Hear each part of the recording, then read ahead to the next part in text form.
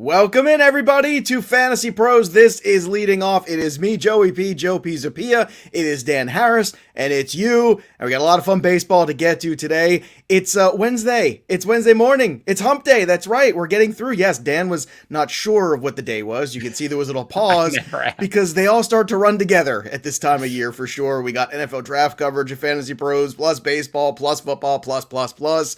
But you know what? We've got some great baseball stuff going on today. We got some DFS to get to later in the show. We got another stunning performance from Corbin Burns. Mr. Burns is excellent. He's been just unbelievable, and he set that record yesterday that we were talking about on the show, that we said if he can get 5 more strikeouts without a walk, he's going to be the longest stretch ever, and he threw 5 more on top of that for good measure. Dan Harris, how about that Corbin Burns? It's remarkable. Every game, by the way, that you watch now with Burns, for me, it's like watching a perfect game because I'm so nervous he's going to walk somebody. Like, he gets to 2 balls, and I'm like, oh no, this is going to be it. This is going to be it. He is absolutely incredible. And we talked about in DFS, last night in DFS, right? It was very weird because I stacked the Phillies, didn't go that well. But in the end, when Soto obviously went on the IL, I had Trout, I put in Pujols because I needed somebody cheap, and I had Burns. And the night went from being terrible to just being like, you had Burns and you cashed in DFS. He is on an insane roll right now. I think because for a starting pitcher, he's got it. I think Kenley Jansen opened like 1 year with like 52 strikeouts to no walks or something as a reliever. But what we're seeing right now is historic. It's incredible to watch. Yeah, as a reliever, totally different story. When you're out there and they see you 2 and 3 times, man, that is impressive. And some of the Padres like ducked out last night. They're like, yeah, you know what? I'm not going to play today. I'm going to take a day off. Right. No Tatis, no Machado. And you had to know. And the funny part was the Milwaukee was the plus side of that game. So I know. You could have bet Milwaukee on Woodruff. You could have bet Milwaukee on Burns. And you would have made money both of those days, which is... I mean, you would. I thought I was missing something, right? No. You get nervous about Vegas, right? I was like, wait, what is this? I don't understand. Why are they? Well, I know that their lineup without Yelich, but still, it was the Yelich factor on the road. Though that double dip is why they weren't gonna, give it to you. And you know what? That's fair. That's totally fair because it's about getting to that W, but he got to that W. So let's talk about the good and the bad from last night for us. Obviously, the good from Dan Harris because his replacement call. First of all, you took out Juan Soto, which we're going to have words. I have a magic power. A magic power. My home run calls are just going down like flies. You are the jinx. I can't believe it. You hurt Juan Soto. Nobody saw that coming. I don't know where that came from. All of a sudden, out of nowhere, Juan Soto's hurt. Dan picked him. And then he changes to Trout, which some people are upset about, but he put it in writing before. I did. That's the rule. No one's upset. I just wanted to see if you get upset, and you did, which was great. Boy, you bit on. That's why you watch us on YouTube Live every morning, because you see his reaction immediate. How dare you, sir? How dare you do that to me? But look, he replaced it with Trout. Now he's up 2-0 on me. The good clearly was Corbin Burns last night. He was dominant, as Dan said. You had to have him last night. Erod also solid. Eduardo Rodriguez, we talked about him yesterday and being a good spot there. We talked about that Blue Jays bullpen not being good too, and so many opportunities for Erod and the Red Sox to be good. The Giants were good again. We talked about the value in that lineup.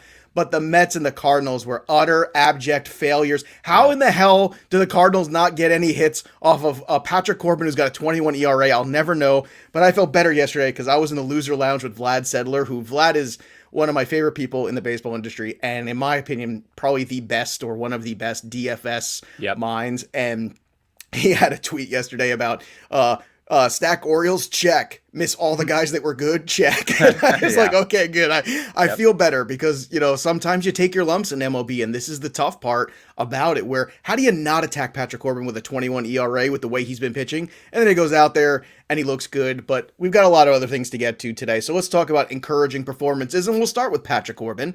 5 strikeouts, 6 shutout innings.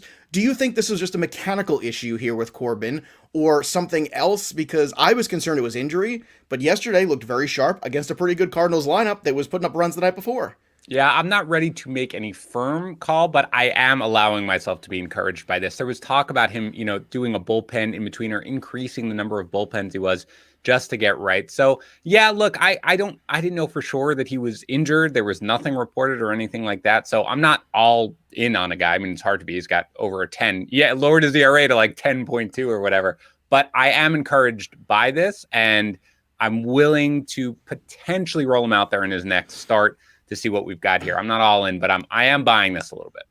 I started to try to kick the tires on Jose Abreu trades in some of my leagues last week because I just knew it was coming around, and now the window's shut. Yesterday he was hitting $188 going into the game, 2 homers later, and here we go. I mean, he's just too good of a hitter to keep down. And we talked about this before. Jameson Taillon's an interesting one. He went 5 innings, 5 Ks, gave up 1 run yesterday against the Braves. Granted, it's the Braves with a lot of swing and miss in there. The ERA is still high. It's 5.40, but I want to point this out about Taillon. The K to walk right now is, I think, 15-2. I would be buying on Taillon because all the ratios are going to be higher because the pitch counts are low and the innings totals are low. So even if he pitches well, they're all slightly inflated more than they should be. The hits per 9, the ERA, the whip, everything. So keep that in mind. Taillon has pitched maybe better than the peripherals tell you because of the way things have been limited. He's actually an interesting buy for me. I don't think it's a long-term buy because I'm worried about what happens as the season goes on. But right now I think he's intriguing because I do think the Yankees eventually turn things over. And some changes in that Yankee lineup yesterday too. Ford's in there, Gardner's in there. Shaking things up is Aaron Boone. Yeah, I mean, they got to start winning, and they did last night. But they're getting a little desperate there. I wouldn't read too much into Taillon because, you had the Braves who are swing and miss, as you said, and they had no Acuna. That's a big sort of loss there lineup. But it is true. I mean, his whip is only 128 for a guy with a 5.40 ERA. So it is something where I'm watching. I am more encouraged with him than Kluber. Kluber pitches today. I want to see what that looks like right now. But I'm not completely writing off Taillon as I'm closer to doing that with Kluber, for example. So Carlos Santana, after the first game of Saturday's doubleheader, was slashing 146, 294, 317. After the 4 straight multi-hit game, we're up to 250, 358, 482. That looks a lot more like Carlos Santana. Once again, you got to just, when you have track record on a guy, you buy. Now, he's a little older than Abreu and not quite MVP caliber, but still worth the purchase there. If you were able to pull off a trade, you did well. Important start from Luzardo yesterday. Him and Minaya both pitched very well. 5 1/3 shutout innings, 6 Ks against the Twins. Twins lineup's been struggling a little bit lately. Kenley Jansen recorded another save. Julio Urias bounced back from a mediocre outing last week, 7 shutout innings, 11 Ks against the Mariners. And I'm telling you, that Mariner lineup's got a lot of strikeouts in it, so we're going to continue to look at them when we're targeting in DFS. And CJ Cron woke up. How nice. Finally, a homer, because he's been terrible to start the year, which I know has really been befuddling and bemusing to you because you were very high on Cron, as a lot of people were, rightfully so. But hopefully this is the sign of things to come. Yeah. So there are a couple of things there. One, with Santana, obviously not a huge fantasy name, but in points leagues, he's on every one of my points leagues teams. And to be fair, like, my points league is not like crazy sophisticated, but everybody kind of discounts him. And this is just one thing to note. He's not done, and I wouldn't worry about last year. He is going to be particularly valuable in that format. Both the A's guys, very encouraging, but it did look like the Twins were kind of out of sorts after missing a couple of games with the whole COVID issues. And, the only other thing I'll say is Cron, fine. I'm glad to keep him in your lineup when he plays at home at least. But Kenley Jansen looks really good. He hit 97 miles per hour yesterday, and he's allowed only 2 hits in his 32 batters faced this year. So Kenley Jansen's demise is always on the, it's always on the precipice of happening. And I just feel like in the end, it's going to wind up being one of the most valuable closers in the game as usual. So if you did invest, good for you, because I think it's going to be a positive return for sure. When we had Aaron Pags on the show a few weeks ago in preseason doing the bullpens, he threw out something amazing that I didn't know over the last 5 years. Kenley Jansen's the only person to get a save for the Los Angeles Dodgers. Every year, you're like, okay, this is it for Jansen, right? And it never is. He's got alligator blood, you can't get rid of him. So. That's what I got. I got that alligator blood. Let's check in on the peanut gallery, seeing how they're doing this morning. I want to thank Masta Ming, too, who listens every day and gets hyped up before the show. Just want to give a shout out to you, Masta. You're one of the OGs of leading off, by the way, as Masta Ming. I imagine he is. He is. Bryce, Kevin Biggio worth the #1 waiver claim. Yes, of course he is. He's a talent. I just didn't want to draft him in the top 60. Is it time to drop Dansby Swanson? Ryan Quinn wants to know. I'm not. And I'm pretty heavily invested in Swanson because I was, I loved what I saw. I loved his 4-year trend. It's too early. It's still cold. Like, you got to give guys, especially guys with an established track record. And I throw Swanson into that bucket. you got to give them minimum of a month, absolute minimum, more like a month and a half before you think about doing anything drastic like that. So I'm not dropping Swanson, and I'm not close to doing it. I think we should call them the Peanuts and Cracker Jacks. I love these guys. I love the second we go live. It's just like the questions start, comments start pouring in. Fernando wants to know, should I trade or hold Rodon? Yeah, you hold him for now. Yeah. I mean, if you could trade him for something great, that's great. No, do not trade Burns. He asked that question too. Nope. Would you trade, Brian Henninger wants to know, would you trade Wheeler for Machado? If I could get Machado for Wheeler, yeah. Like, why are you talking? Stop watching the show and go make that trade if you could do that. Then come back and listen on demand. You got to do that for sure. I would not stream Waka today, Michael French. Just pointing that out there. I just don't like Thomas Johnson. Yes, Victor Robles. I know. Drop him. It's okay. Like, just, you know what? If this is what they're going to do, if they're not going to have enough faith to leave him in there for a month, I mean, the only thing I could tell you is he's going to keep letting playing time for the next 10 days with Soto hurt. See if you can, figure that out. Can I tell you what was actually the most discouraging thing is that when Soto got scratched, I was like, okay, well, are they going to move Robles? Because Turner's got to move down now, right? You need a little more thump. And Robles stayed at the bottom of the lineup, and they had Stevenson leading off yesterday. That was just the death knell. I was like, oh, no. I am still holding Robles for what it's worth, just because there's potential, at least, that he kind of figures out. And again, it is still, as long as this has been going on, as it feels like, if this happens in the middle of June, nobody notices any like a 2.5 week stretch like this. So I'm still holding as best I can. But if you need to drop him, that I would not fight that like I would Swanson, for example. That's fair. Well, you've seen more good out of Swanson the last year. Correct. Last one here from Show 3596. Xander Bogaerts and Blake Snell for Tatis in a keeper league, worth it. Like, I want the Tatis side of any keeper league deal. I'm just going to put that out there. And I love Xander. Yep. And if you're a win now team this year and you've got expiring contracts and things like that, and it makes sense to move Tatis and get the pitcher and Bogaerts, okay. It's not a bad trade. I think everybody wins, which is what trade should be. It shouldn't be you running away. It should be everybody wins. That way you can make a trade again with that person some other time. All right, let's move back here and talk about some things that might be discouraging. Marcus Semion's been discouraging. He's batting a .174 right now. Kevin Biggio batting a .156. Not good here for the Blue Jays. They're in a world of pain. Although tonight they have a good shot to get right in Fenway against, Garrett Richards is on the mound tonight, I think, for the Red Sox. So it's just, the Semien one is more surprising to me. Kevin Biggio, I thought there's a lot of things that were pointing to this. Zach Plesac, 6 runs versus the White Sox. He's given up, 14 earned runs in his last 2 starts, I think, or something. Yeah, it's hard to judge him because he had 2 good starts against the Tigers and 2 terrible starts against the White Sox. So, it's, give me a normal lineup. Let me see what Zach Plesac can do before I take any victory laps or anything like that. But, yeah, not good right now. And he's somebody who, I mean, if I did roster him, I probably would throw him out there against really soft matchups and leave him on my bench for tough matchups. Miguel Sano batting a .111. Once again, this was another guy that we circled going into the year saying, it's done. It's over. They're going to move on from him at some point. Like, I don't know if he's going to get DFA'd or what's going to happen, but I'm telling you, they have this crop of young kids. There's going to be pressure. You got to start turning the page to the Kirilovs and the Larnacks to see what's going on here. And these back-to-back losses here yesterday from the A's, that's not a good thing for the Twinkies. They need to start doing something here and shaking things up a little bit. I'm conflicted on Sano, if only because they gave him, I think it was before last year, they gave him a 3-year, $30 million deal, which that was the buyout arbitration, which made sense at the time. At the same time, it's something where I feel like a DFA at this point would be difficult. That also, to me, sort of maybe signified like they kind of jerk him around, right? They're like, look, you're going to the minors, you gain too much weight, you've got too much swing and miss. Oh, now you're up and you're hot. That's great. That suggested to me that they are like, okay, we're committed to this. We will ride out these horrible streaks, but man, they need some offense, and he looks terrible. He didn't play the second game of that doubleheader, so I am concerned. I did get Sano in a couple of spots because he just was going so late because people like you and people like me, for the most part, were avoiding him. So let's hope he turns this around. And again, he's super streaky, so who knows? And he is walking still, so maybe he'll stay in the lineup on that. He is. He's been terrible. I've been hammering him on TV for 2 Sundays in a row, too. I'm just like, I'm hammering Miguel Sano. Luis Castillo, this one's troubling to me.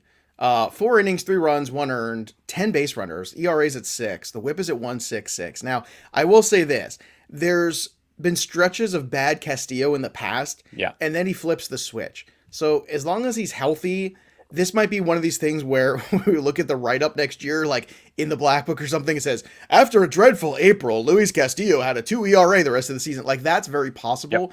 I would be buying right now. I'm discouraged.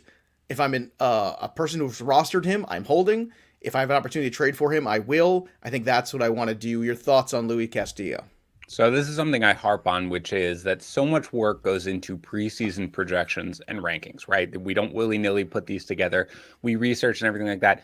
That's because I believe that over the long haul, absent an injury, players are going to perform basically as we projected. This is April. It's cold. It's in Cincinnati. It's not right. Like, there are reasons for this. Absent an injury, there is no reason for Luis Castillo to suddenly struggle. We've seen it for too long. So I have zero problems with buying unless there is a whisper of an injury, which right now I haven't seen. So I would buy as well. I'm with you.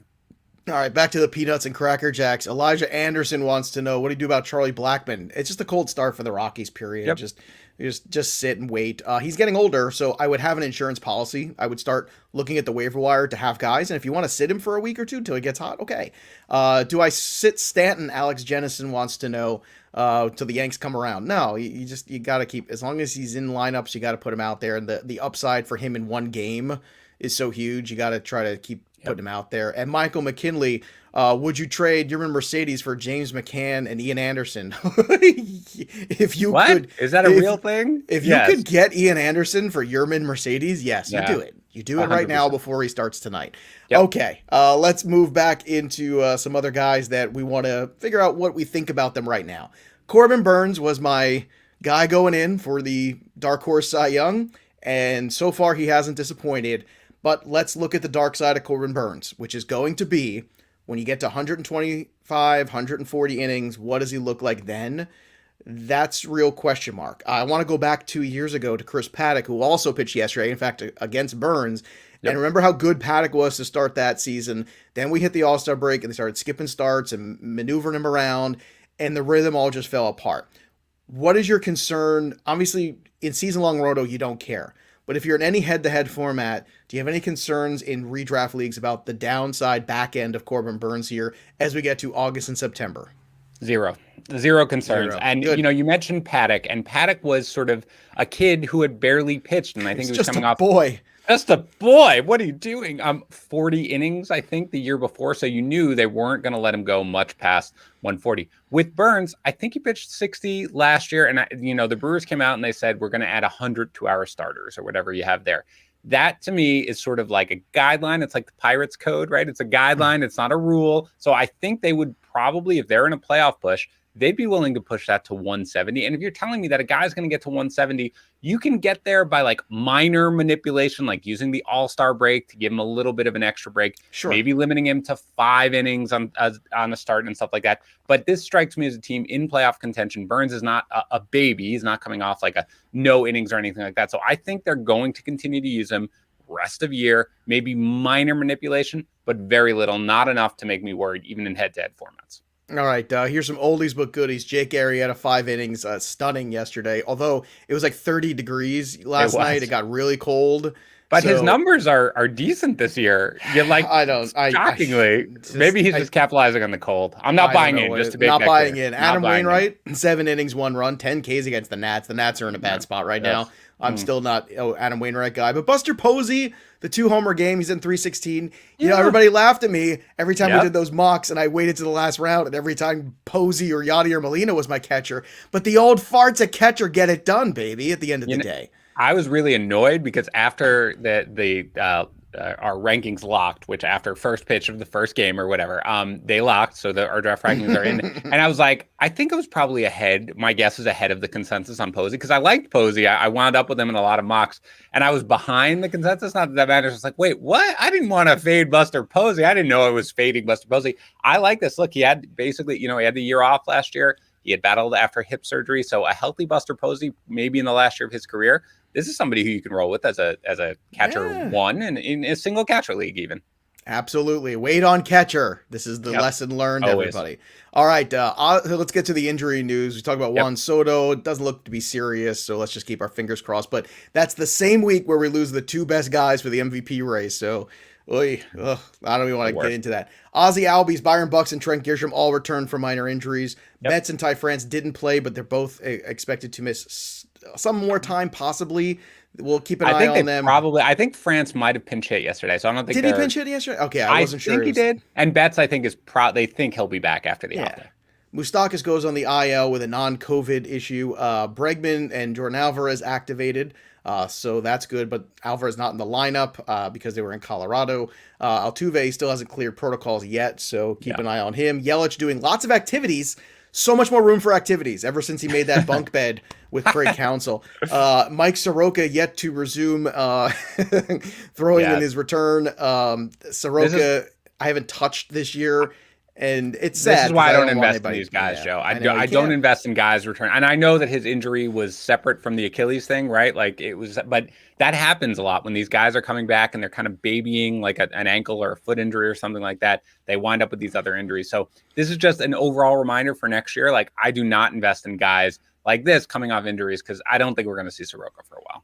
Merriweather with an oblique, still no timetable, and Mercedes, Segura, and Santander all left their games with minor injuries, so keep an eye on them if you're in daily transaction leagues. Before we get to the DFS slate, I want to remind everybody this show is sponsored by Manscaped and the Lawnmower 3.0. Now, I know some of you are like, Joe's full of crap, he doesn't really have the lawnmower. Well, guess what? Look. Here it is, product placement. And look at that. In case you wanted to see the light, oh my God, there's the light. You could probably hear the humming right now on the podcast, and you can see the LED light.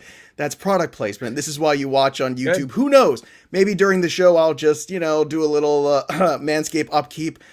Just PG-13 show, all right? Let's keep it clean. Okay. It was up high. It wasn't down low. Anyway, the Lawnmower 3.0, your ratings might go up. Advanced skin safe technology. And yes, I'm telling you, I am not just an endorser. I'm also a client. I'm telling you right now, it's good stuff right there. 7,000 RPMs, the quiet stroke technology.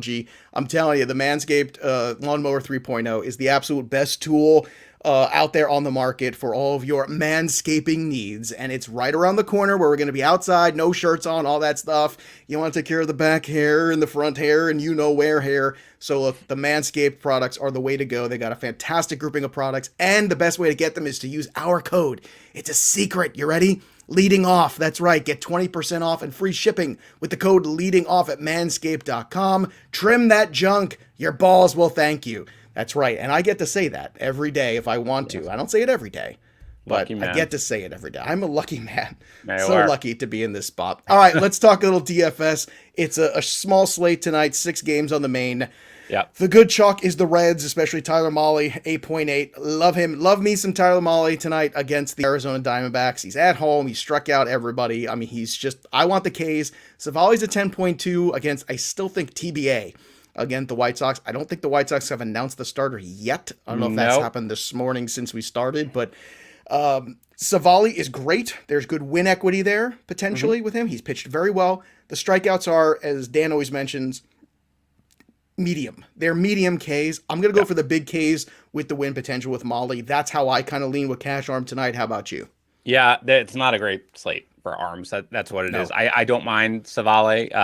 We like him from a season-long league, but I do think Tyler Mahle is the guy. Diamondbacks have been putting up some runs, but I do think that Mahle has looked very good this entire year, and the strikeout and the win equity are probably going to be there. They don't have Castellanos again because he's still suspended, but that is the guy who I'm going to flock to in my DFS lineups.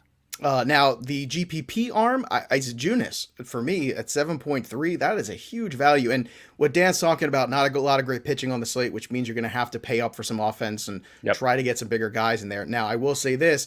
Dan's pointed out Junis has been very good. He's a good opportunity. He's very cheap. He is 7.3 on FanDuel, just 6.4 on DK. Yeah. Ian Anderson, pretty cheap on DK too, 8.4 against a struggling Yankee team for the most part. And more to the point, he's going against Kluber.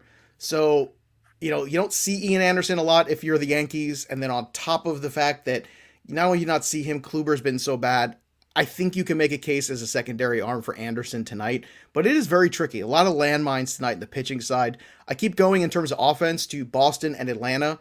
Those two teams, Atlanta especially, even though they don't have Acuna, I like them in that ballpark against Corey Kluber. I'm just going to, I don't care if Patrick Corbin found himself. If Corbin finds himself and Kluber finds himself in back-to-back days, so be it, but I'm just not going to buy into that. But I do like Boston, and if you want to go in on a game, I think Boston, Toronto, and Vegas kind of agrees with me that run total could be very good today.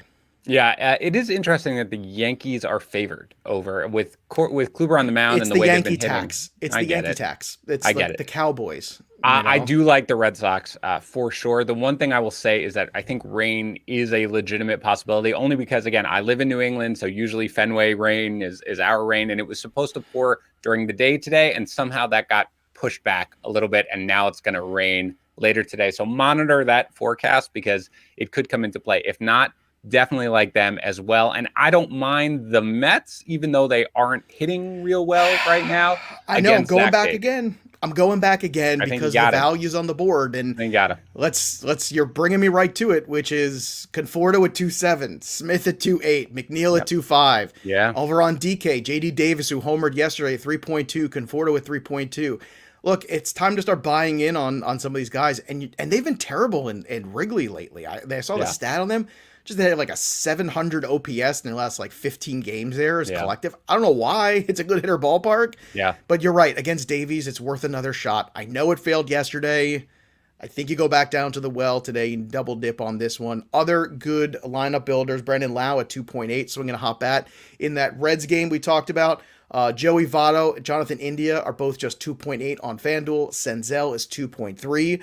In Boston, you've got Christian Vasquez at 2.8, who should always be in lineups when you're stacking Boston because he's cheap and he produces. Rendell Grichuk on the other side of that game at 2.7. And don't forget about Eugenio Suarez in that Reds game either at 3.1. Some good value there from him. Look, there's good value on the Reds. There's good value on Boston. And to Dan's point, as long as that game's not postponed, let's say this is a relief game because there's a rain delay. Oh, even better. Let's just keep that relief wagon going for the Blue Jays because they are thin there already. So I am all for that. In fact, as long as they know it's not going to be postponed, it might make me like this game even more. Yeah, I mean, right now the wind is projected to be blowing in pretty hard from left. So it is something which you want to monitor. But other than that, the bats are going to go off. I do like the Braves. The wind is blowing out to right field as of right now with the forecast. So with that, you really want to attack that game. I think the over-under, 8.5 or something like that. So I would attack that game as well. But if you do need cheap bats, and again, as we mentioned, you might not necessarily need too many of them, especially not on FanDuel, but you might not need too many of them because the pitching isn't that expensive because there just aren't that many good pitchers. The Mets really are a game, even with the wind potentially blowing in, even with it being cold. At some point, they're going to go off and might as well be against Zach Davies. So that was a game that I would attack for cheap bats. Multi-entry tonight. You got to take a couple shots on a couple different things just because the pitching's all over. Keep Molly in there. I just think it's the best value on the board because it's a $2,000 difference between him and Savali, and I just don't see. I don't see worth the $2,000 difference. I don't see it on there. Let's talk about home run calls. Speaking of that wind blowing out, give me Freddie Freeman tonight. I need to get off the schneid in the worst way. Enough is enough already.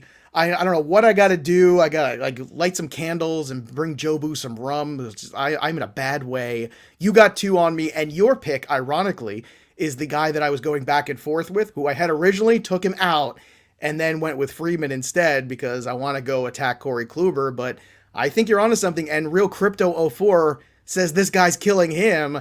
Is tonight the night he turns it around? Yeah, Eugenio Suarez is my pick. Again, I do think that Freeman is the best pick on the board. And those were the two guys that I was going back. Again, look, I need the best pick on the board. You should. Absolutely. And I could take it with you if I wanted, but I'm not. I'm going to let you have that one solo if you get it. But against Kluber with the wind blowing out, pretty hard out to right field. I'm there. But Suarez, look, I get it. I mean, he's gonna have lengthy slumps, but I do think against Merrill Kelly, I will always pick on Merrill Kelly. The wind is blowing out to left, so I like that. So I'm going to go with Suarez. Always a decent bet for a homer. Last time we picked on Merrill Kelly, he picked back, so I didn't like that. So I want the Reds' revenge today. I want to see some red. Let's go. Let's do it up. All right, I want to remind everybody, too, we've got that great Ronald Acuna giveaway. Don't forget about that. Free. autographed Acuna jersey, thanks to our friends at Pristine Auction. Go to fantasypros.com/MLB contest to get involved. You go to Apple Podcasts or CastBox, you write a review of the show. Dan Harris and Joe Pisapia are my favorite thing ever. They're so great. And just write a review anyway out of the goodness and kindness of your heart, especially if you're here with us every morning live. And we see you. I see how many of you there are here. Yeah. Come on, do it for us. Do it for the team. It takes 2 seconds. And on top of which, you're then entered to win a Ronald Acuna jersey. You take a screenshot, you go back to fantasypros.com/MLB contest, you upload it along with that little form you fill out, and boom, just like that. You've only got a few days left. It's the 21st. It ends the end of end of April. So make sure you get in on that. And then we'll have a new one in the month of May. Again, thanks to our friends at Pristine Auction. And I want to thank our Manscaped sponsor here. Oh yeah, feel the hum. Look at that LED light. This is actually how I light myself for the show.